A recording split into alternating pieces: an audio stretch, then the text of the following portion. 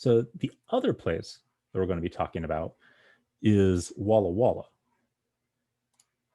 So it's down here, as you can kind of see from the map. It's pretty much in the southeast corner of Washington, with a bit of it seeping over into Oregon. And much like Yakima, though this time kind of due more to the wind coming from the Blue Mountains. So right here are the Blue Mountains. And what'll happen is there'll be a bunch of wind will come this way and pick up, from ice or, whatever snow is up here.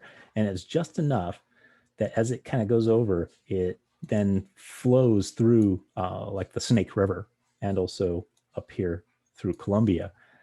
And it really drops the temperatures during the winter.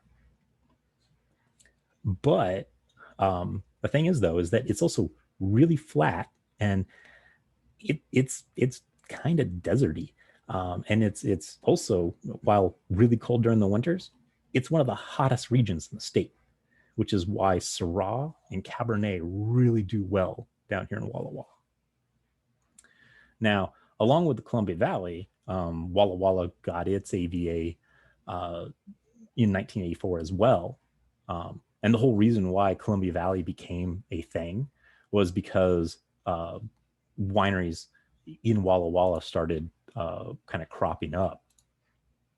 Most notably was Woodward Canyon, and one of the ones we'll be drinking tonight, which is L'Ecole.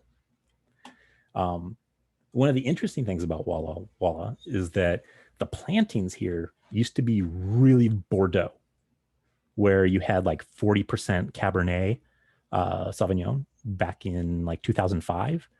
But now, because they've kind of, they're starting to, I want to say they've become a one-trick pony, but they've started to really, feel into their own on Syrah of late, because that Cabernet has dropped from 40, about half to 19%.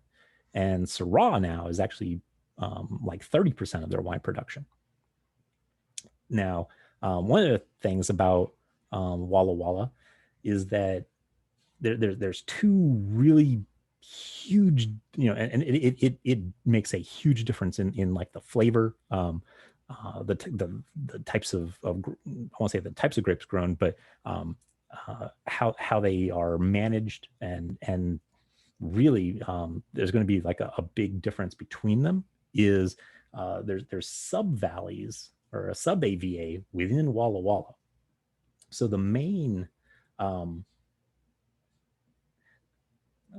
the main soil that's in most of Walla Walla, like the most of the northern part, pretty much everything that's above Oregon, is the stuff called loess, LOESS, and it's silt that's caused by windblown dust. So pretty much everything that's been coming off these Blue Mountains and kind of carried through the rivers, it's that sandstone. It's really compact, so there isn't as much drainage. And so you have to kind of really watch your watering and other things like that. Now, this other sub AVA within Walla Walla is called the Rocks District, and they have this gravel that is just unreal. As you can kind of see here, it's just these river rock gravel that's referred to locally as the funk. and it has really great drainage, but also has a really distinct flavor to their wines, especially their Syrahs. And if you're ever looking for, in my humble opinion, the best Syrah from this state, that kind of encapsulates the epitome of a funk Syrah or funky Syrah, is this here, Dust Valley. So I know that they ship, they're not paying or anything like that. It's just I visited them, and they have the most amazing Syrah you will ever have. So two of the other wineries that we're going to be drinking from tonight, I've also gone to and tried just about everything they've had. So one of the ones that I kind of mentioned before as being one of the first wineries that created the Columbia Valley and Walla Walla AVA is L'École. Come on. So as its name implies, for those of you that know le français, it means the school. And the tasting room is in, and the winery is built right next to an old schoolhouse. As you can kind of see from, they've done it up a little bit, but then you go inside, and this is still exactly as the school was. I mean, you're walking in there.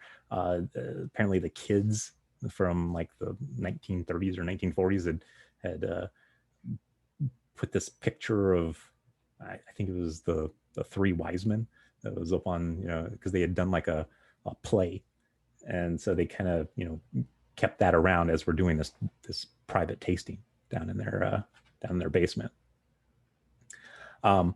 The other place that's in Walla Walla that we'll be trying tonight from Boom, that Boom Boom, is Charles Smith. Now, many of you might recognize those wine labels that look like elements on the periodic table, the square with the CS. That's Charles Smith. And it's right downtown. And, I wasn't even really looking. I actually passed by this building the first time because it is pretty nondescript. They're inside their tasting room. Well, I mean, as you can kind of see from the CS, the wines of substance. Their wine room is actually pretty Spartan, but they do some really good stuff, and it's probably, I think, the third or fourth most like a kind of acclaimed wine that comes out of Washington is Charles Smith's. Is it Royal Hall? Is it Royal something? But yeah. So I know Washington pretty well. At some point, I'll probably go back up there. But I'll be glad to, as we go through these wines tonight.